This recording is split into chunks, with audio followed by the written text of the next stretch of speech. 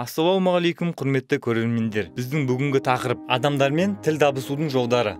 Әңгімені айтып қана қоймай, тыңдауда үлкен өнер. Және осы қасиеттің көмегімен кез келген адамды баурап ала аламыз. Ол үшін ең алдымен әңгімелесушімізге қызық тақырып ұсынуымыз керек. Ол қызық тақырып әңгімелесушінің өзімен тікелей байланысты болуы тиіс. Енді нақты мысалдар келтірейік. Бірінші, әңгімелесушіңіздің өзі туралы айтып жатқанын аса қызығушылықпен тыңдап, оған ұзақ сөйлеуге мүмкіндік беріңіз. Кей адамға Қазақстандағы қарттар үйінде қанша адам бар екендігінен өзінің бетіне шыққан безеуді кетіру мәселесі маңызды болуы мүмкін. Егер әңгімелесушіңізге расымен де қызығатын болсаңыз, 4 аптаның ішінде 10 жыл бойы жинай алмаған достарға ие боласыз. Екінші, менің, маған сөздерін сіздікі сізге сөздерімен алмастырыңыз. Еш уақытта төмендегідей сөз айтпаңыз. Мен өзімнің жобамның өте қызықты екенін білемін. Себебі адамдар үнемі маған кеңестерім үшін рахмет айтады. Орнына былай айтыңыз: бұл жоспарды жүзеге асырған соң табысыңыздың нәтижесі сізді таң қалдырады. Аталған жоспар сізге және сіздің отбасыңызға көп көмегін тигізеді. Үшінші,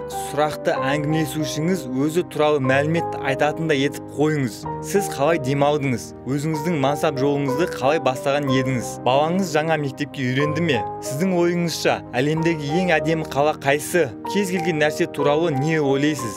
Ең бастысы, адамдарды сіз де мен де қызықтырмайтынын біліңіз. Оларды тек өздері ойландырады. Ал егер бұл жағдай сізді мұңайтса, сезіміңізді жеңуге тырысыңыз. Тыңдағандарыңызға үлкен рахмет. Қазақша каналға жазылуды ұмытпаңыз.